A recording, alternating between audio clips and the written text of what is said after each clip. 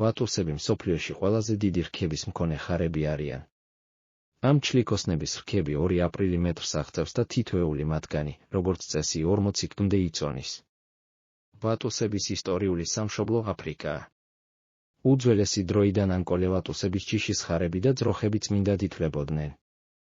მათ თითქმის არასდროს იყენებდნენ ხორცის წყაროდ, რადგან მათი პატრონების სიმდიდრე ცოცხალი პირუტყვის რაოდენობით განისაზღვრებოდა. დაახლოებით 4000 წლის წინ ვატუსები აფრიკაში ნილოსის ნაპირებიდან ჩავიდნენ, სადაც მათი გამოსახულებები დღემდეა შემორჩენილი პირამიდების კედლებზე. ცხოველები გამოირჩევიან გამძლეობითა და საკვებისადმი უპრეტენზიოობით. ისინი იდეალურად არიან შეგუებულნი აფრიკულ ჯოჯოხეთში ცხოვრებას. ამ ხარების რქებში უამრავი სისხლძარღვებია გაჟღენთილი. რქებში მოძრავი სისხლი ჰაერის დინებით ცირკულირებს და შემდეგ სხეულში ბრუნდება, რითაც მის ტემპერატურას ამცირებს.